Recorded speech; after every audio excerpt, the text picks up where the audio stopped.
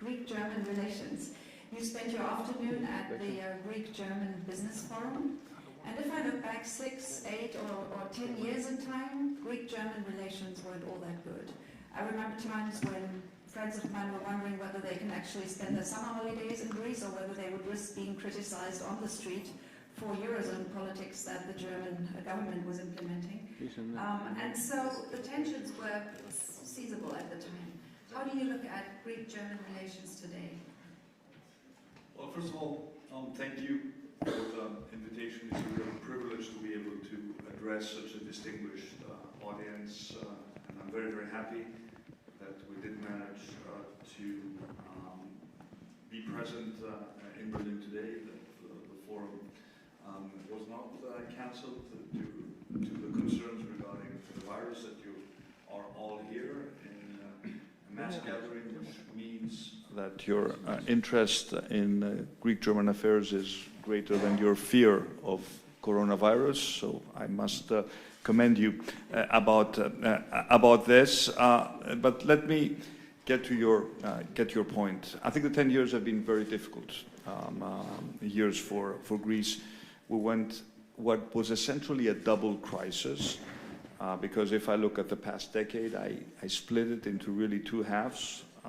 Everything that happened before 2015, and everything that happened during 2015 and after 2015, and it is my very clear view, which I think is also shared by the majority of Greeks, that this crisis was unnecessarily prolonged as a result of the actions or inactions taken by the then government during the first 6 months of 2015. And of course, it was a very difficult period where the relationship between Greece and Germany was framed within the context of a debtor-creditor relationship.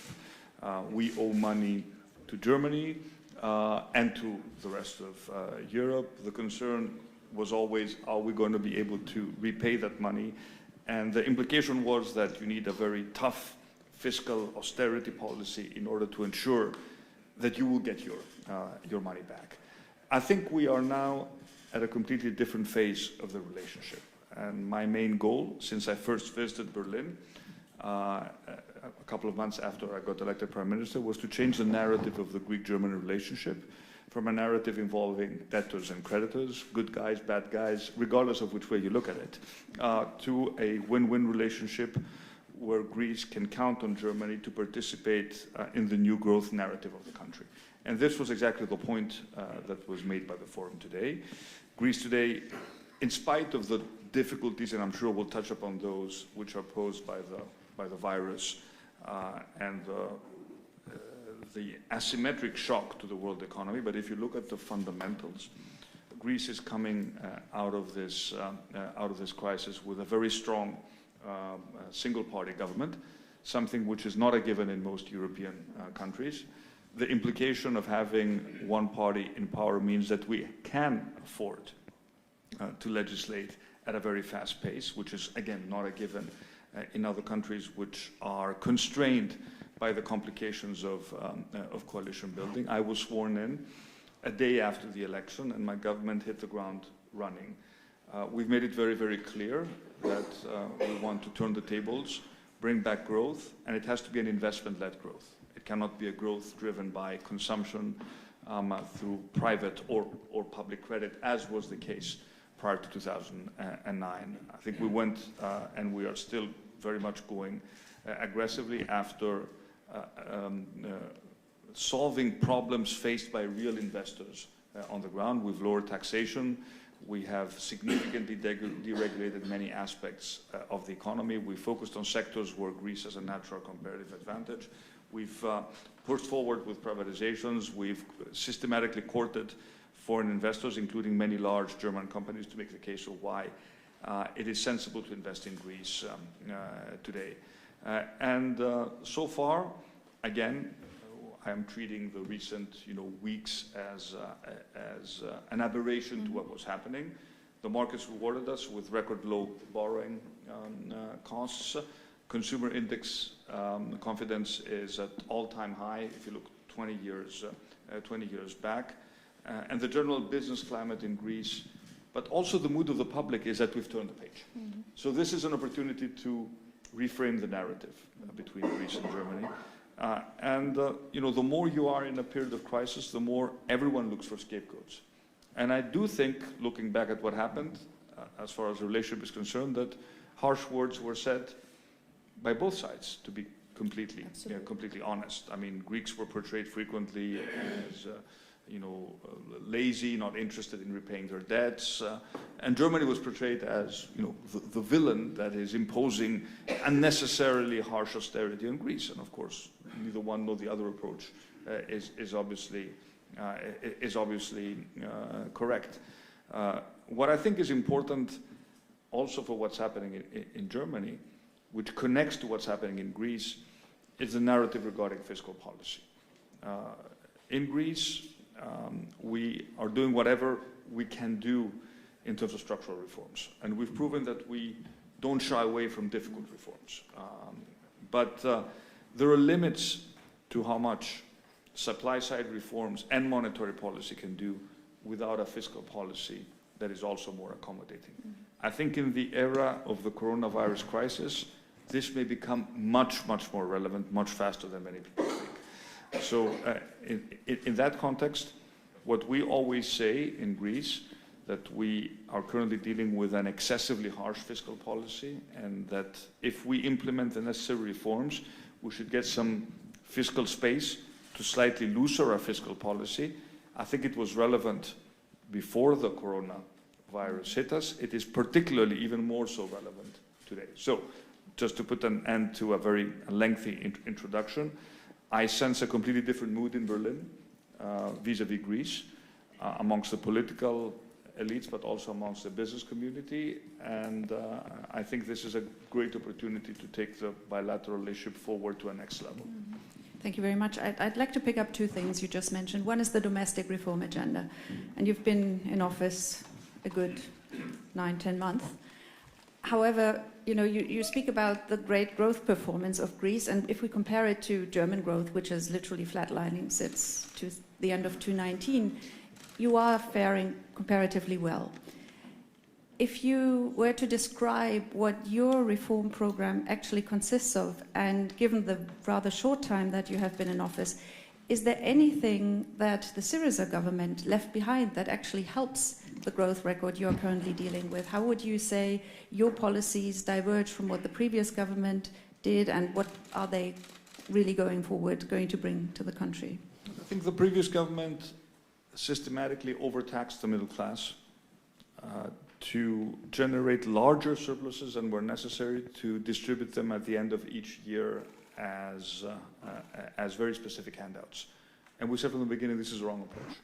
We don't need to produce larger surpluses than required. We need to lower taxes. We need to foster private investment, promote entrepreneurship, and create growth in a much more sustainable manner. So there is a fundamental difference in terms of how we see the economy functioning. The Syriza government never really convinced anyone that it was serious when it actually wanted to, when it was talking, even when it was talking about attracting private investment. And I think the results speak for themselves. If you look at, just look at the 4 years when Syriza was in power, and compare them to Portugal, for example. You see a massive difference in terms of overall growth performance, with growth really only picking up during the last year of the Syriza government. So we have a very different philosophy. That's why we said from the beginning that we want to lower taxes. We lower taxes on real estate, because real estate is an important sector for the Greek economy, because real estate values also affect the performance of banks. We lowered taxes on corporations from 28% to 24%, and taxes on dividends, we pushed them down to 5%. And the next stage in our tax reduction program, we lower taxes on self-employed, and the next step would be to lower taxes on salaried income, especially middle class salaried income, which is taxed still very, very highly as a result of a solidarity tax that was put in place several years ago. So our approach has been very consistent. At the same time, we are very much focusing on addressing the fundamental underlying problems that hampered Greek competitiveness. We are much more extrovert. We created a special unit within the Ministry of Foreign Affairs to streamline all our efforts to make Greek companies more extrovert, but also to attract investment. We are much better at understanding and identifying the specific problems going sector by sector that investors, foreign and domestic, actually face.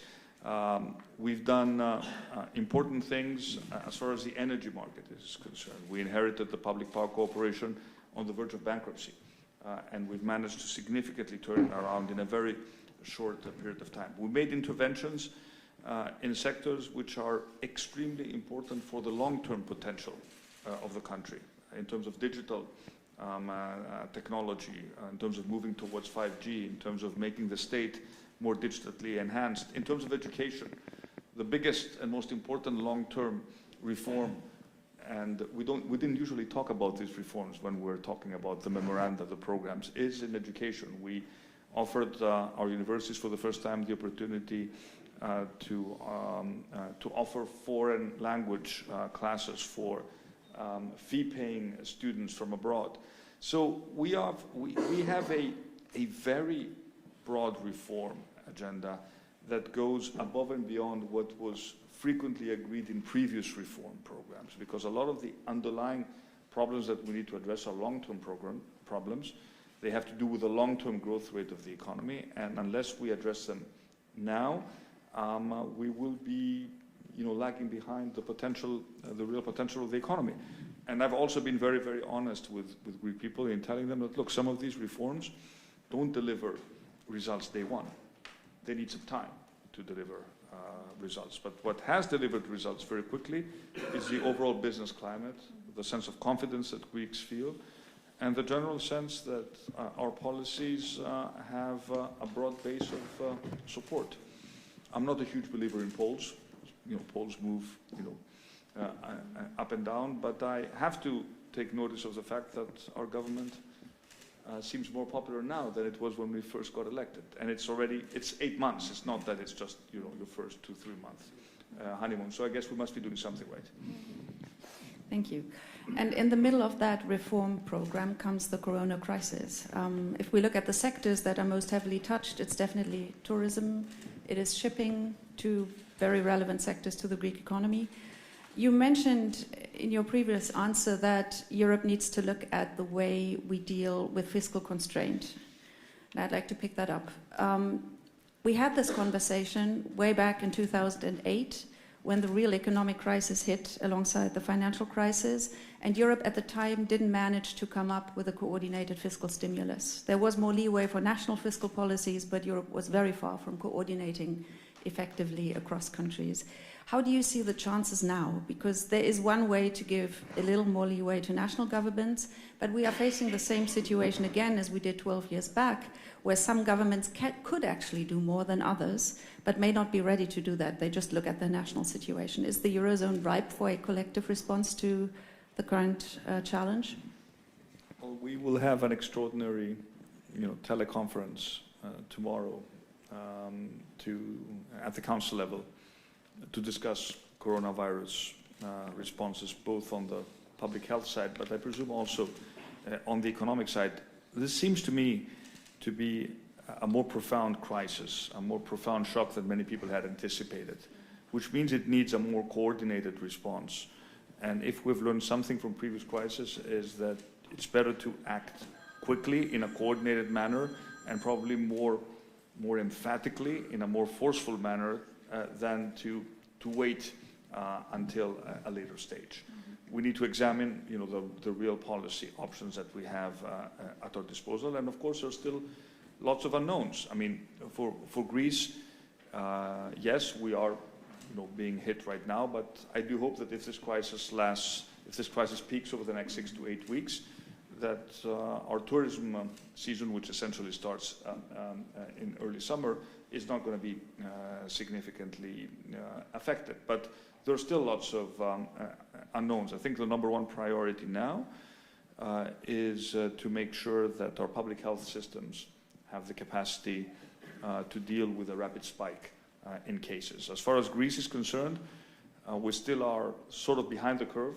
thank God, compared to other European countries. We haven't had, for the moment, a single loss of life from coronavirus. We have less than 100 incidents. Of course, the number is going to increase significantly, but we were also quite proactive in terms of the measures that we took in trying to contain the outbreak. For example, we announced yesterday, ahead of many other European countries, that all athletic events will take place without spectators. We really focused hard on limiting the contact of our more vulnerable, the older people, in terms of shutting down community centers where older people went. We cancelled all school holidays. We've closed more schools than most European countries. So we've taken the conscious decision of being more proactive in an effort to spread out the outbreak over time and to give our public health system the proper time to react.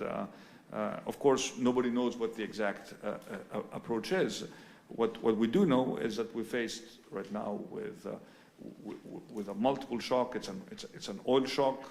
It's a shock for the financial markets. After a period of very low volatility, you suddenly have very high volatility that triggers all sorts of margin calls and very abrupt reactions by the markets. So clearly, as Europe this time, people will be looking to Europe as a steady hand in this crisis. We should not underestimate it, and if decisions need to be taken, they should be taken earlier rather than later. I mean, this is something that all previous crises have taught us. Now, on the fiscal side, it is to me very, very clear that if we have a difference between the projected growth and the real growth, if some countries enter a recession, obviously we cannot be constrained by the same fiscal targets that we had when we were anticipating a higher growth.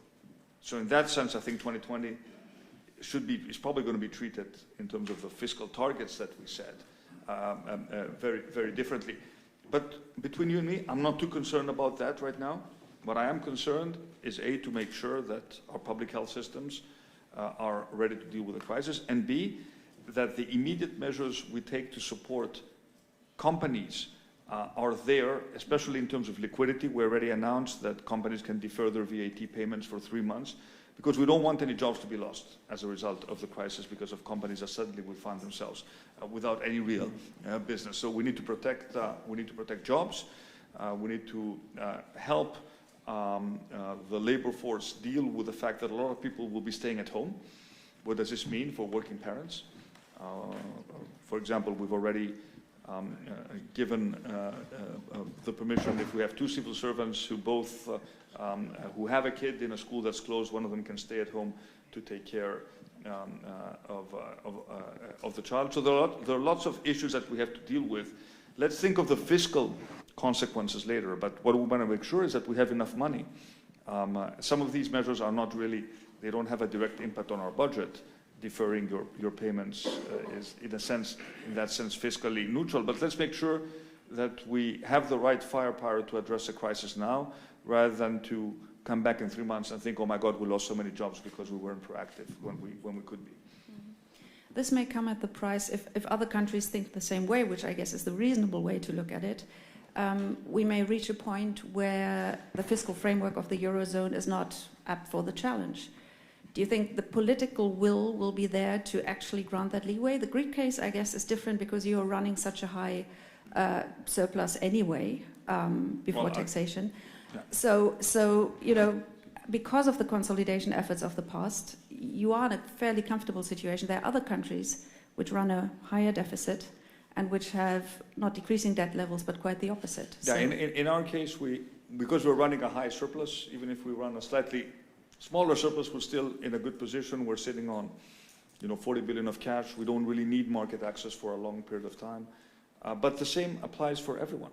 The discussion about a slightly looser fiscal policy is a discussion that was taking place in your country way before the coronavirus hit. Maybe it's time to look at it through a different lens. So yes, I do expect fiscal rules for the Eurozone to be more lenient, at least for 2020, to accommodate for the fact that this is a highly extraordinary situation. There are lives at risk, but there are also jobs at risk. We cannot afford to be constrained by very strict rules in dealing with what is the equivalent, essentially, of some sort of a natural disaster. This is, a very unforeseen event that calls for an extraordinary reaction. I'm sure that European policymakers understand that. Certainly, that is a case that I will be making, because we will have to pay the price, and it's going to be the bill is going to be more.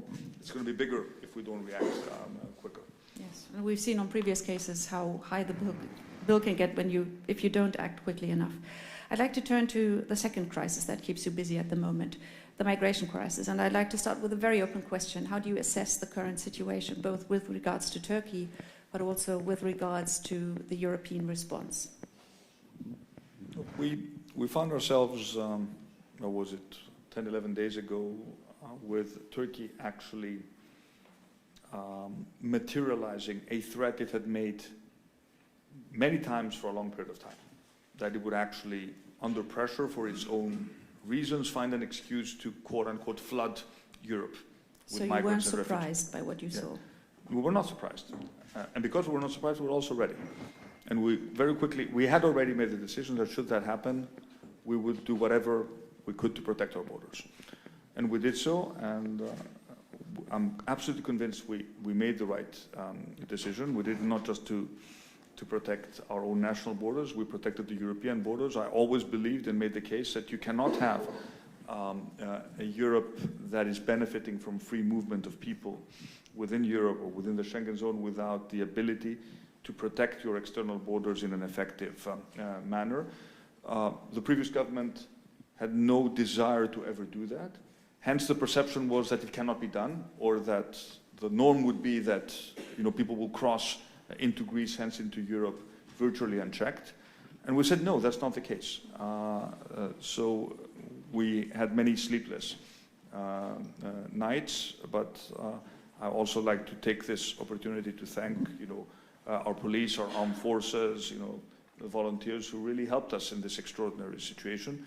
But we managed to do what was right. And we did what was right because what we were faced with was a very systematic and very public effort to use desperate people as pawns in a geopolitical game, which I think is politically but also ethically something which was completely unacceptable.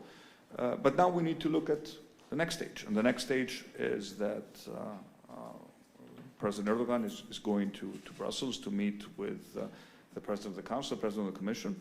It's a first opportunity to de-escalate.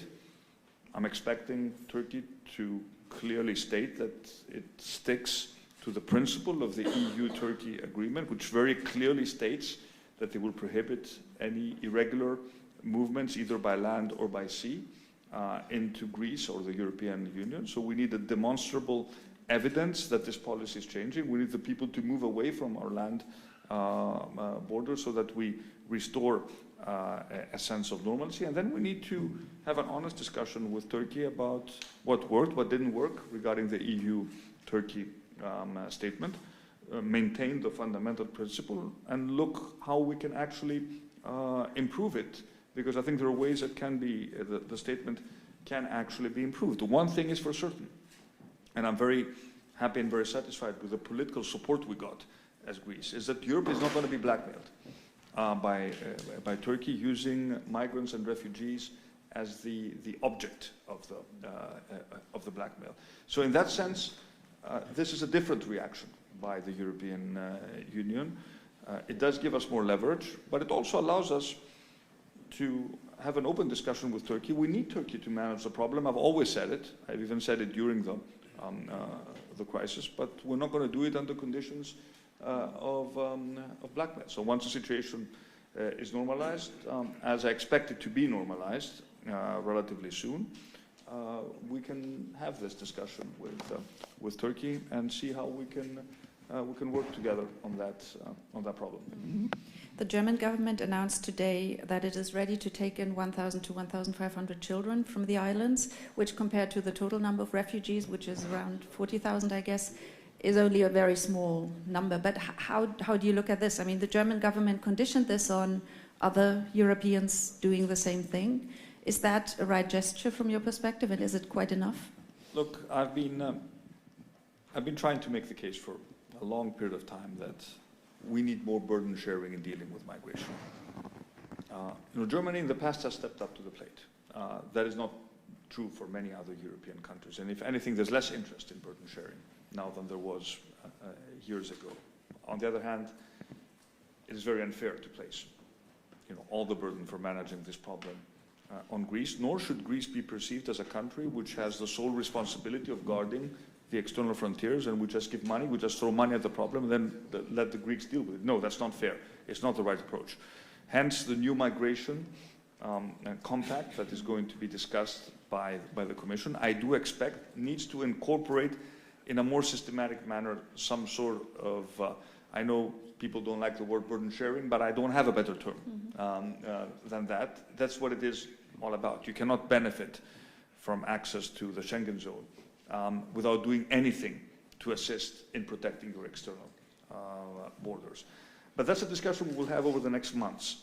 What can we do now? Yes, the first gesture, which is symbolic, but also extremely meaningful, is dealing with unaccompanied children and minors. It's interesting when we raise this issue. It's not the first time we raise this issue. We raised this issue a few months ago with member states. We almost got no response. So sometimes it takes a crisis for people to really focus on a problem, but it is commendable that Germany stepped up to the challenge, announced that it will take a significant number of children, unaccompanied minors, and I'm sure that other countries will join. We will be hosting President von der Leyen and Commissioner Johansson in Greece on Thursday. We will be making an announcement, and hopefully we will also have a big gathering in Athens at some point in the spring to make even more sort of more important statements regarding how we deal with this problem. But it's if you talk to some of these kids or teenagers, they've gone through horrible times, and they have every right to hope that they can rebuild their lives. We cannot do it alone as Greece. We are already taking a very big share of the burden. Of the 5,000 kids and teenagers that are currently in Greece, we will probably end up with hosting maybe even half of them. And we can do that.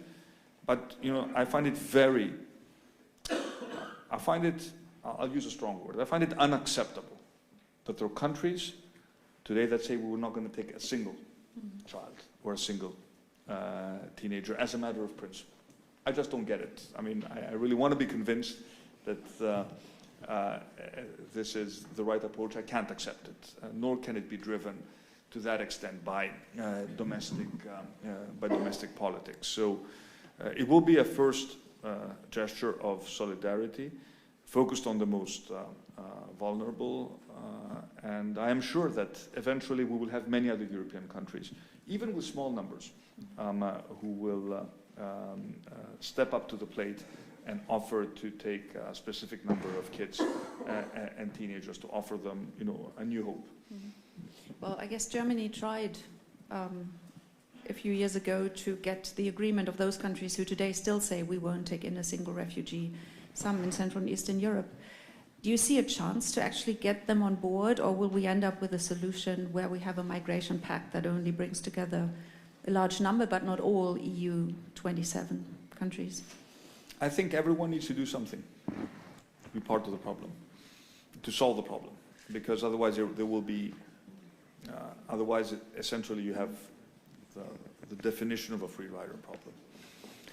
I don't want to make any predictions. It's a very complicated problem, but I think a menu of options needs to be offered by the Commission, and then everybody is forced to pick something from the menu. And there are various ways one can contribute to the problem. I fully understand that it may be unrealistic for every single European country to enter into relocation agreements. But every single European country needs to do something to address the problem. Mm-hmm. And this, I think, is also the spirit of the proposal by the Commission.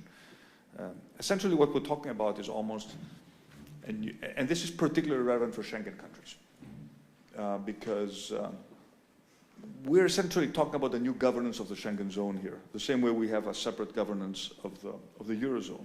But if migration and free movement of people is so important, we need common rules, rights, but also responsibilities. I expect a difficult discussion, but let's start with the most vulnerable ones, the kids and the unaccompanied minors, the teenagers, and we'll work from there. Yeah. You rightly said that you are protecting European borders, but if you look through the European press, not everyone thinks that the measures you chose were the right ones, and in particular violent pushbacks and the use of tear gas on the border gave rise to a certain amount of criticism here. How do you react to that criticism? We never used excessive force, and we never started this. We were not the ones who initiated the problem. We were faced with very violent behavior on the border. The Turkish government literally provided, the people who wanted to cross the border with tear gases, and it was a difficult exercise, but I think that our troops, our police showed the necessary restraint. At sea, where things are more complicated, we showed a lot of restraint. Sometimes people accuse Greece of using excessive force. Do you know how many tens of thousands of people our Coast Guard has saved at sea? I want to publicly say thank you to my Coast Guard for everything they've done at sea over these 5 years now, where they've literally put their lives at risk to save other lives. Frankly, on the issue of human rights, I will not be lectured by Turkey. The last thing that I, as a Prime Minister of Greece, can expect is to be lectured by Turkey on the issue of human rights. So I understand the criticism, but I also want to point out that we were faced with a very, very systematic attempt to circulate fake news, very organized obviously by someone in Turkey, to project a completely different image from what was really happening at the border. It's a new sort of, we know fake news is a new sort of, hybrid warfare. We were from the very beginning completely transparent with everything that happened. When one child, drowned at sea, it's the only fatality we had at sea during these 10 days. We were very public about it. We saved 47 people. We didn't manage to save the child. The child was not wearing a life vest when it fell into the sea. And there was, one of our Coast Guards who jumped into the sea to try to save the child. So I would very much urge you to look at the big context of what is happening. And we were forced at the end of the day with a violent attempt to illegally enter the country. And we responded always using progressive force, never excessive force. But the other option would be to do what other governments have done, to just let everybody come through. I would like you to go through the exercise of how things would have been had this happened. Now, not just for Greece, but also for Europe as a whole. Maybe one last question on migration, and that is how the Greek society is coping with it, because we are now discussing the immediate crisis we've seen developing over the past weeks.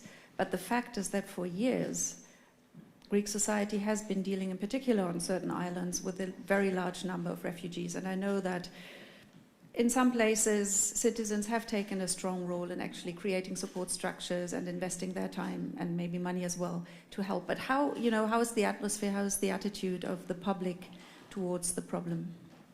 We inherited a situation where we had to deal with more than 80,000 asylum applications that were not being processed, and with a very difficult situation on the islands because the previous government made no returns. According to the EU-Turkey statement, if your asylum application was declined, you could return people to Turkey. It never happened because no applications were processed on time. So I fully understand why people on the islands got very frustrated and very angry, because a large number of people, too large for the islands to absorb, found themselves on the islands. Now that we have established a very clear policy at sea of protecting our borders, now is the time to alleviate the pressure on the islands. We've committed to actually do so, and we will do so, either by returns to Turkey for those whose asylum applications are declined, or through assisted voluntary returns to the countries of origins, or of course by granting asylum to a lot of the people who are entitled to asylum to start a new life in Greece. Greece is a country that in the past has, I would say, coped rather well with big migratory flows. In the late 90s, we had close to 1 million people coming from our northern neighbors, a lot of them from Albania, who integrated very well into Greek society. This context, however, is different, and the mood of the country is different, but this does not mean that Greece does not have the capacity to integrate a reasonable number of people into Greek society, provided that the Greeks don't feel that they do this on their own. Again, it's a question of justice. We have right now a significantly higher number than many other European countries of people. Some of them will end up living permanently in Greece because they will receive international protection. But people feel that it's not just that we, as Greeks, do this on our own, and that other countries which just happen to be far away from the border don't really care about what's happening in Greece. Let's briefly zoom in on Syria and the situation on the ground, Turkey's role, Russia's role. From where you are sitting in Athens, how do you look at the role that Europe can potentially play, and what would your recommendation be going forward?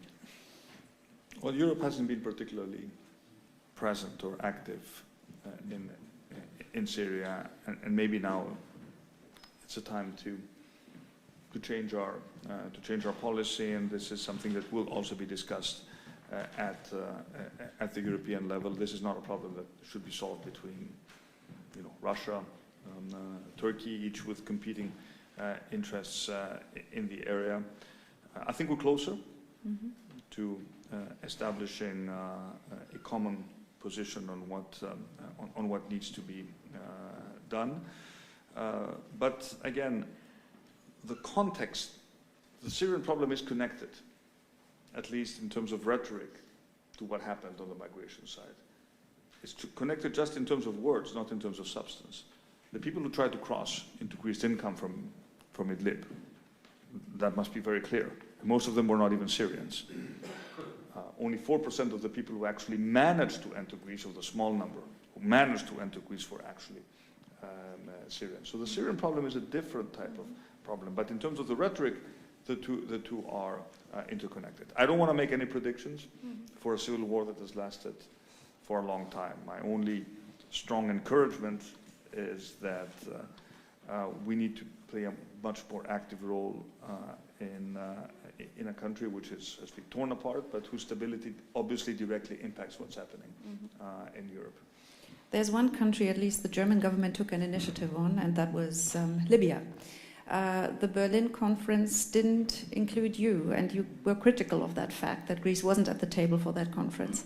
How do you look at that process as such, as the attempt to bring the conflicting parties together and to get some kind of arrangement that could stabilize the country? And what do you think should be done on top of this first conference? I made it very clear that Greece should be present in the Berlin process. We are the closest neighbor to Libya, geographically. We have a view on what's happening in the Eastern Mediterranean. and our views should be taken into consideration. We are not spoilers. We are not present in Libya. And the Berlin process shouldn't just be about rewarding those countries who have a strong presence in Libya, taking either one or the other side. So I was disappointed that, and I made it very clear that we should be part of this process going forward. Unfortunately, not much progress has been made. One has to be honest, but I think the first thing that we need to do is to make sure that there is no foreign intervention in Libya. And if that means a new European naval force to patrol Libya's sea border to make sure that no one can send ships and armaments by sea into Libya to support one or the other side.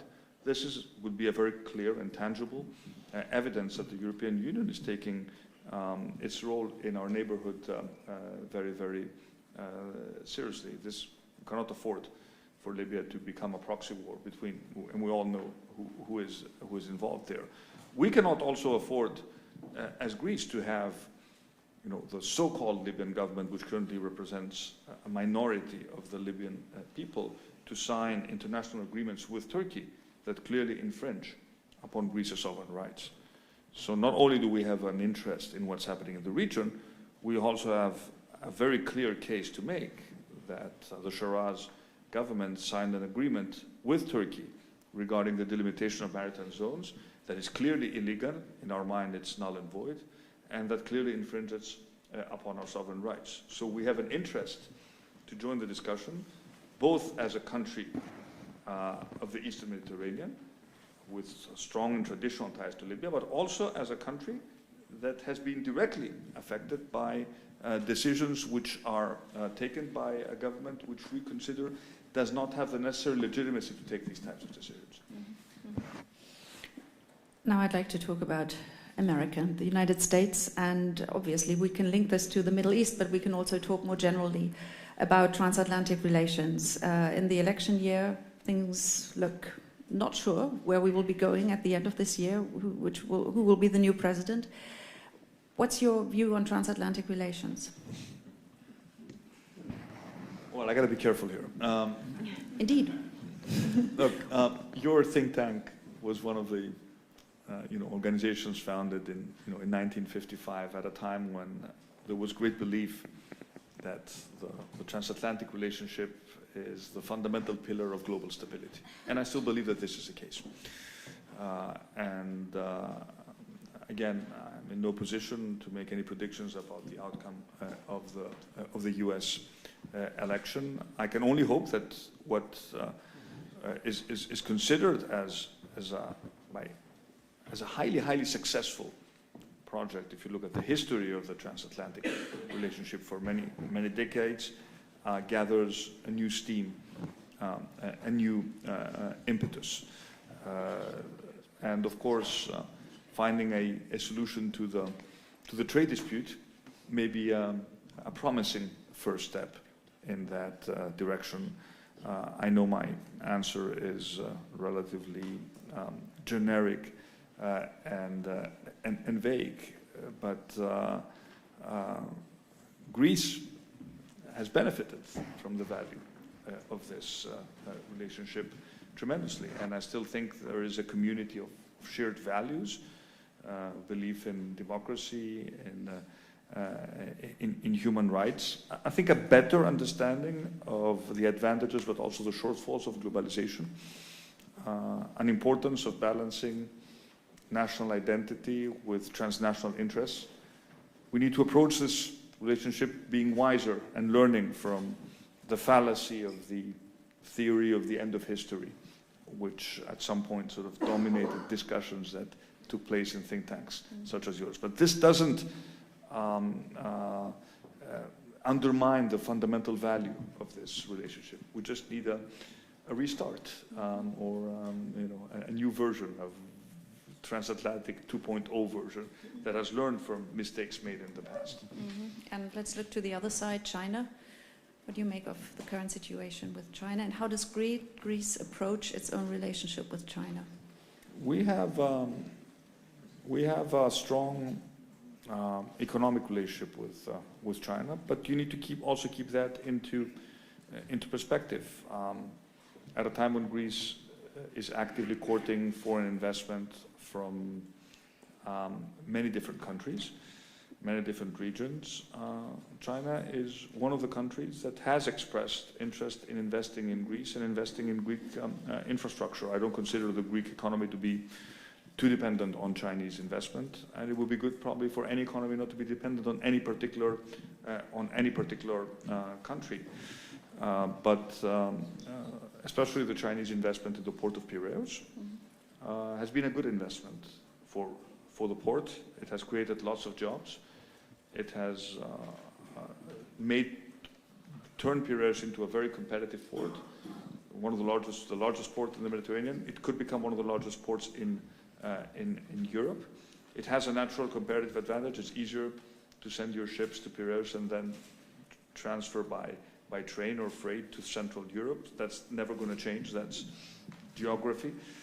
On the other hand, there are aspects regarding critical infrastructure security that we need to think seriously as Europe and come up with a European approach rather than having each country do their own when we talk about especially digital infrastructure, protection of digital security.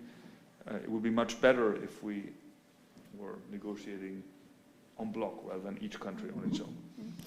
There were at least one or two incidences in the past where Greece didn't vote with fellow Europeans on human rights issues related to China in the UN context.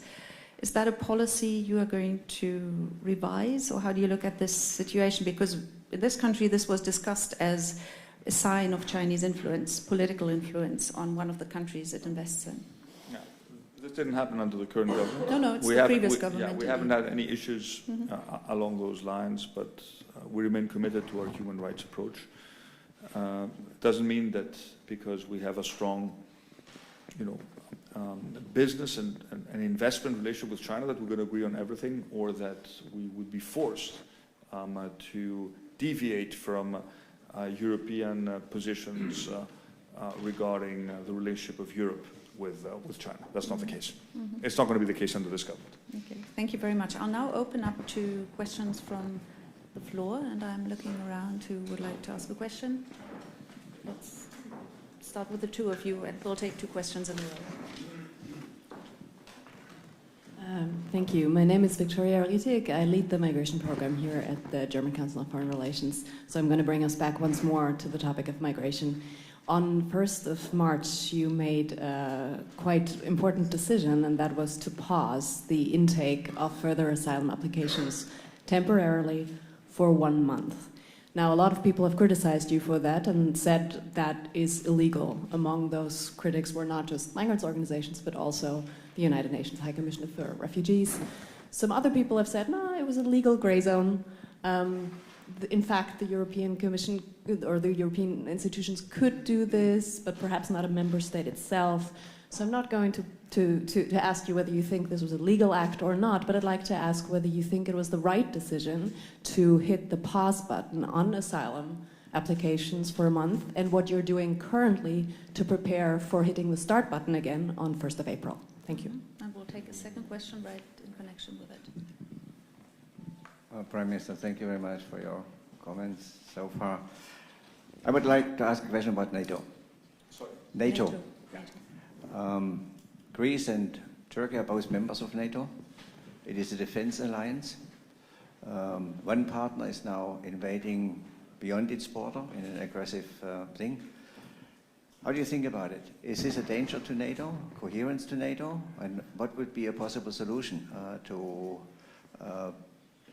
be committed to defense and not to aggressiveness?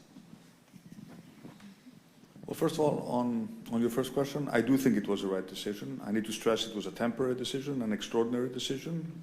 And we can talk hours about views on whether it was legal or not. Obviously, we think that it was a legal decision given the context and the extraordinary circumstance we were faced. But I think the most interesting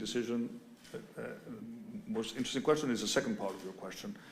We have already significantly changed our asylum legislation to allow for asylum applications to be processed at a much faster pace. the system is already kicking in, which means that we can have decisions, final decisions, much faster than we had in the past. This will allow us to process applications at a completely different pace. It will also allow us to make returns to Turkey. We have started making returns to Turkey in the hundreds, not in the thousands, but it has happened. And I think it's a very important first step in the right direction. Again, you need to be aware of the fact that we were faced with an extraordinary situation. You can put, I don't want to describe it in words, but it was certainly a highly asymmetric threat. And to the extent that these people came, one also needs to be aware that these people came from a country which treated them as a safe country. They were in Turkey for many years. Most of them spoke fluent Turkish. So it's not exactly that they fled war and persecution. They were used, they were given orders. Some of them were actually forced to cross the border at a particular time. So this was it's a very different context of the usual context in which the entire corpus of legislation regarding asylum was put into place. But as I said, it's a temporary measure that has a clear expiration date. And I think it should be treated as such. Of the measures we have taken, far more important was the conscious decision to actually protect the border. And I think that was the main deterrent in terms of significantly reducing the number of people who tried to enter Greece and the European Union illegally. On your question on NATO, it's a very important one that hasn't been resolved yet. How does the alliance deal with two countries that have significant internal problems? I raised the question at the last NATO summit. Some countries supported Greece in highlighting that you cannot be an alliance member and behave aggressively towards your neighbor who also happens to be an alliance member. But to be very honest with you, I think NATO so far has washed his hands when it comes to the question of how to deal between two alliance members that have their own problems. So I don't expect this situation to be resolved through NATO. The European Union has much more leverage in resolving the situation than NATO currently has. Good evening. I'm from Europe-Israel Press Association. I'm Mr. Nana. I would like to ask you, Mr. Mitsotakis, which long-term solution did you see, for example, for the problem what you have in Italy with Lampedusa, in Spain with the immigration people, which are economics immigration, which are refugees from the wars, but did you see that the former East countries like Bulgaria, Poland, for example, and or Hungary with Viktor Orban, must be also take some solution, solidarity, to find a quote that they take some people from your country, and not only France, Germany, or the Benelux states, that you could make, for example, the right to take the veto at for the budget in the European Union next budget round? Mm-hmm. Thank you very much. And Michael Thumann in the last one. No, sorry. Whatever. Christopher Marshall from Tagesspiegel. We got today the German numbers for military good exports, and we have seen that there was a rise by 17%, which is generally not a bad thing, but some people in Germany complain about it, that we should decrease our exports. This increase is mainly thanks to three countries: South Korea, Greece, and Algeria. And of course, more even during the crisis, there was always this question, why in such an economic crisis where people have a lot of hardship is Greece so much spending on military goods? You have already mentioned the conflict with your big neighbor to the east, but I mean, if there would be a conflict, there would be rather a political solution through political pressure than through a really military fighting it out, I suppose. And my other point, just a minor, you mentioned again the word, the oil price shock.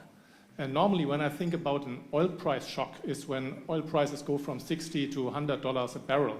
normally if commodity prices are going down, it's not so bad for an economy. I understand the turmoil we have at the stock exchanges at the moment, but a part of that, I'm not holding shares from BP or whoever. So generally for economies, it's good when commodity prices are going down and not a shock scenario. Yeah, let me take that question first. I use the word shock because of the abrupt nature of the drop, which triggered a very violent market reaction. So it was a short-term shock. Obviously, we're not an oil producing. We produce very little oil. We're dependent on imported oil. We would see the benefits, but any abrupt movement that triggers chain reactions in the financial markets needs to be treated with some skepticism and concern, because you saw how the market reacted. If it were that simple, the market reaction would not have been what we saw. Financial markets are much more complicated than we also sometimes understand. Now, to your first question, why do we spend so much on defense? Is because unfortunately our neighbor is Turkey, not Denmark, compared to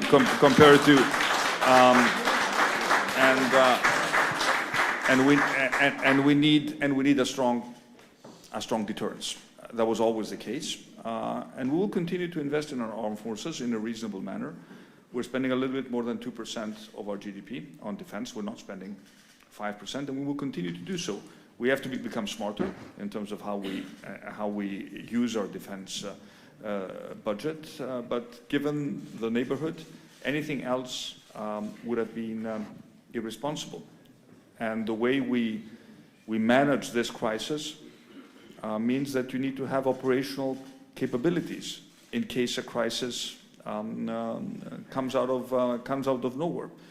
So we're not going to change, our government spending on defense. Is going to stay around the level it is now, but we need to be smarter in terms of how we modernize our armed forces, and of course there's a general discussion about how we pool resources at the European level. What does this mean for our defense industry? We have people much more knowledgeable here who can talk about that issue, but that is obviously the reason why we spend what we spend on defense. Trust me, I would much more prefer to spend 1%. I could easily use the extra 1%, in tax cuts or in targeted social spending. I don't have the luxury to do that. Now, I think I already answered your question. In principle, let me touch upon the issue of veto conditionalities. Hopefully, we don't get to that point. But I do want to point out that the element of conditionality regarding issues such as the rule of law is part of the discussion regarding the next budget of the European Union. Still, unresolved how it will actually take shape. But it is being discussed. It's part of the official proposals by the Commission and the Presidency, and I support in principle I support the concept. Thank you. So we have a question back there. Yes, two questions actually. Dear Mr. Can you hear me? Yeah, thank you. Dear Mr. Mitsotakis, thank you for joining us tonight. My name is Felix Klein. I'm a student of business administration, and I have an economic question. It's a small question, but I'm hoping for a big answer. So my question is, can you talk a little bit more about the benefits and risks for the European Union in cooperating with China on an economic level? What are you thinking about that? And especially the One Belt, One Road initiative, which is also criticized by creating economic dependencies with other countries. Thank you very much. Mm-hmm. And we will have one final question before we have to wrap up, as you have to leave us. It's over there as well. Yes. My name is Eckhard Kunz. I was once Director General for European Affairs in the German Foreign Office and for 5 years Ambassador in Ankara. Now, my question to you is actually based on your statement that you are open for talks under certain conditions with Turkey. Does it mean you are open for talks between the EU and Turkey? They're already talking. But are you also ready to talk with Turkey bilaterally? You have numerous problems.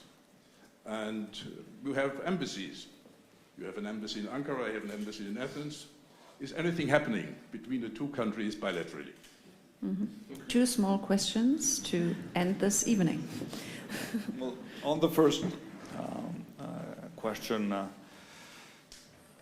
I think you would be concerned about political, economic dependence if you saw, clear evidence of political decisions being taken that go against the common interests of the European Union by countries that have an economic relationship with China. I don't see that at the moment, and it certainly is not going to be the case for Greece.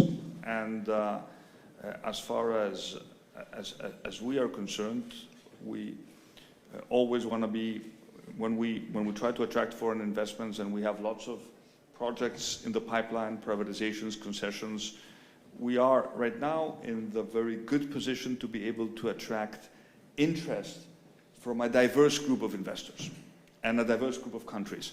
That was not always the case. There were times when China, during very difficult periods, was the only investor interested. Thank God in the sense that we want more diversity. It will also eventually drive up the prices of our assets. We are not there yet, and I do not consider the overall footprint of China in the Greek economy to be such that it is causing us serious concerns about issues of dependency. And again, there will be issues where the European Union negotiates as a bloc, such as trade, where some interesting agreements were signed with China regarding protection of geographic origins. And of course, when the EU negotiates as a bloc, it negotiates on behalf of all member states. And there are, of course, decisions which are taken at the bilateral level. But as far as Greece is concerned, we are not there yet. And I don't think we will ever be there where we consider China a threat to the independence of the decision-making process because of excess economic dependence. And as the economy grows stronger, the questions of dependence also become less relevant. There were times, in 2015, when desperate governments made desperate attempts to borrow, I don't know from who, from Russia or China. Of course, in times of crisis, one can envision that someone can take advantage of your weakness. We never want to be again in a position of weakness where anyone could consider or conceive the possibility of taking advantage of us. Now, to your very interesting question. Yes, there is an EU-Turkey aspect of the relationship. Right now, the focus is on migration in Syria. There are other bigger questions, much more complicated. And there's a bilateral aspect of the relationship. And I've always been in favor of keeping communication channels open with Turkey, in spite of the fact that Turkey's decisions over the past months, especially the signing of the delimitation agreement between Turkey and Libya, was highly provocative versus Greece. We recognize one substantial difference with Turkey, which is the question of the delimitation of maritime zones in the Aegean, but also in the Eastern Mediterranean. And we're willing to explore all options to resolve this question, including a possible path towards some sort of international jurisdiction. So we've been, and we've kept dialogues of communication open. Low-level discussions regarding confidence building measures took place even at times of great intensity. But one needs to look at the broader context. What happened over the past 10 days made the relationship between the two countries more difficult. That is why it is imperative for Turkey to de-escalate and to return to the previous status quo, which I should remind you, and you know that very well, that it worked reasonably well. If you look at the flows of migrants and refugees in 2017, 2018, they were very reasonable. They didn't cause a significant problem.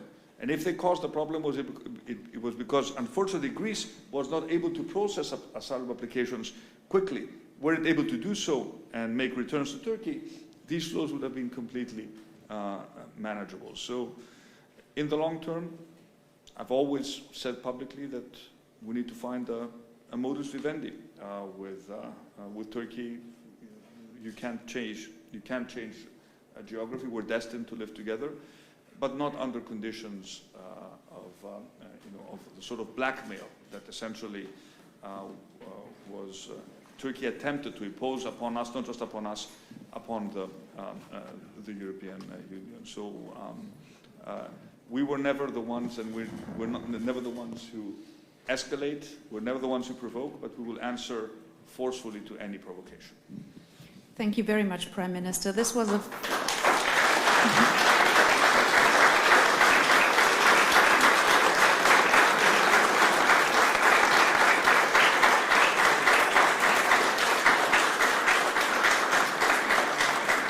So by this applause, which came even before my thank you to you, you can see how much we appreciated the last 1 hour and 15 with you. Thank you for very concise and honest answers, as I felt, to a number of challenging questions that were posed to you. We haven't even talked Prespa Agreement, Western Balkans, or even Brexit during this evening, so we could continue for ages, but you have the next meeting coming up.